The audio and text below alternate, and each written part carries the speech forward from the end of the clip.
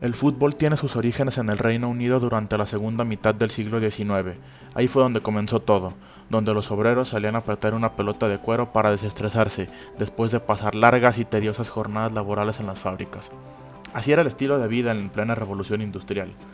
Con el tiempo, esa tradición fue llegando a los mismos lugares donde desembarcaban los navíos británicos.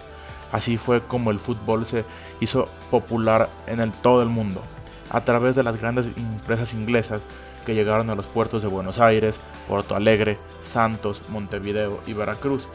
Es que el fútbol llegó a América Latina.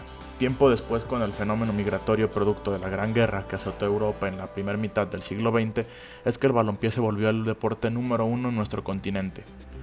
El impacto del fútbol fue tan grande que rápidamente se organizó en Inglaterra un torneo enorme que invitaría a todos los equipos asociados a la Football Association.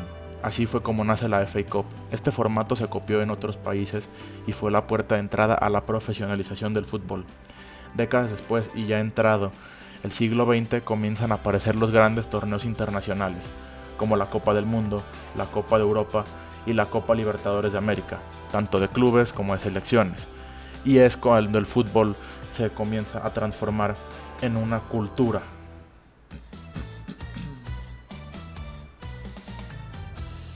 Este deporte es más que un juego. Para muchas personas su club es más que un equipo al que apoyan.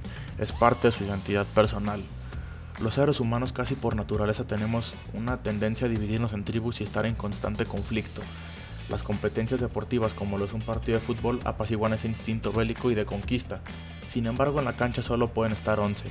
Al resto nos toca verlo desde afuera y desde ese lugar surge un fenómeno paralelo al juego: los aficionados radicales. Es el grupo de personas afines al mismo club que de manera organizada asisten a los partidos con el fin de animar al equipo. La línea entre eso y la violencia es muy delgada, lo que por razones socioculturales ya mencionadas han convertido al fútbol en un gran despresurizador social. Los aficionados radicales son tan intrínsecos al fútbol que estos grupos tienen características y formas distintas de expresión que están ligadas a la cultura de cada región. El movimiento tiene como raíz los años 60, llegó a popularizarse en los 70 y vivió su cúspide en los 80. Para la segunda mitad del siglo XX la guerra en Europa había pasado, la bonanza económica regresó y el florecimiento de la cultura juvenil tuvo lugar. Toda una generación con dinero en los bolsillos dispuesto a gastarlo en entretenimiento y alcohol. Mucho alcohol. Así vino el auge del rock and roll y por supuesto del fútbol.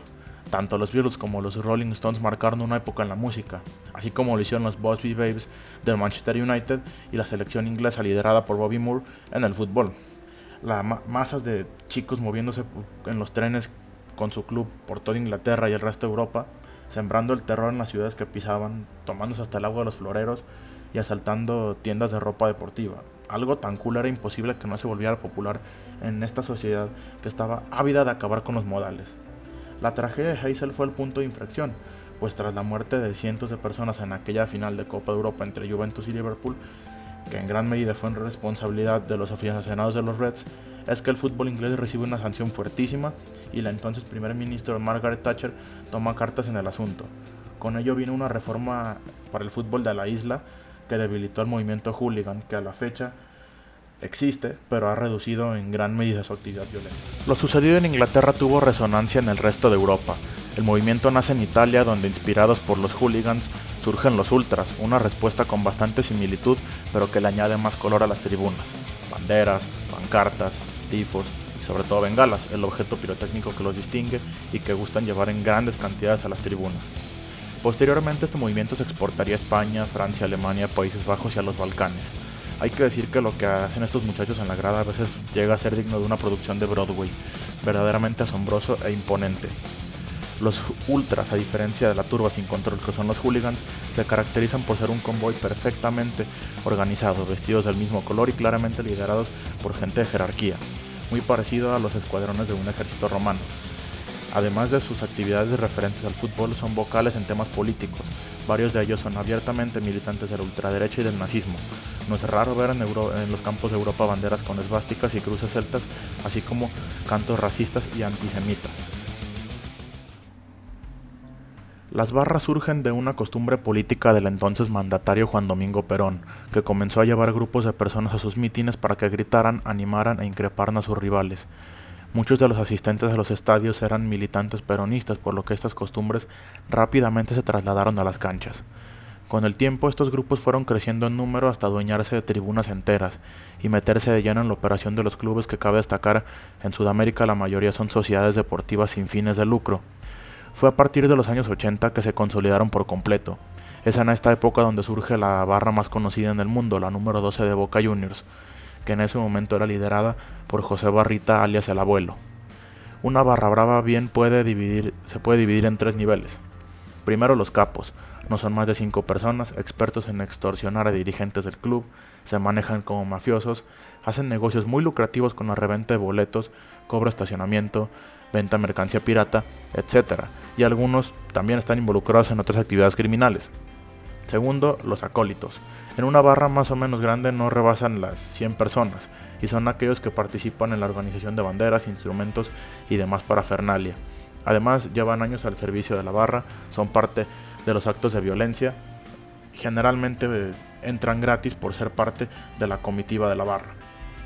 Tercero, acá se ubica el aficionado más común, el que es pasional, que va al estadio a alentar a su equipo, que comparte la tribuna popular, que tiene un apego insano a los colores y que de vez en cuando participa en actos de violencia contra hinchadas rivales, pero que no tiene ningún beneficio extra, es decir, se costea sus boletos y viajes sin chantajear al club.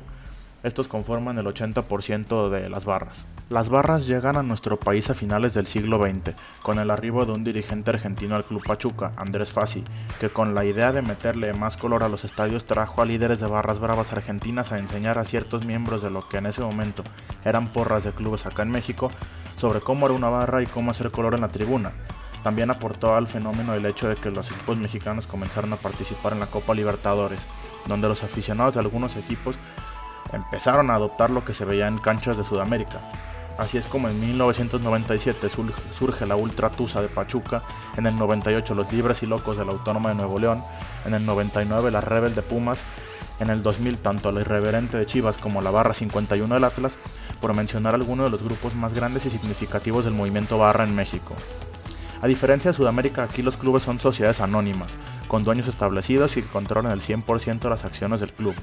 Esto le ha cerrado la puerta a que las barras tomen fuerza dentro de un club como tal para hacer negocios ilegales. En ese sentido no existe comparación alguna con lo que pasa en Argentina. Los parecidos entre las barras bravas y las barras de fútbol mexicano son únicamente en los cánticos, las banderas, la parafernalia, la violencia que envuelve a ambos movimientos. Fue lo segundo, la cultura de la tribuna, lo que se sentó en nuestros estadios, pues las barras tuvieron un crecimiento exponencial entre 2000 y 2006. De ser grupos de 150 personas a copar tribunas enteras. ¿Y por qué creció el movimiento?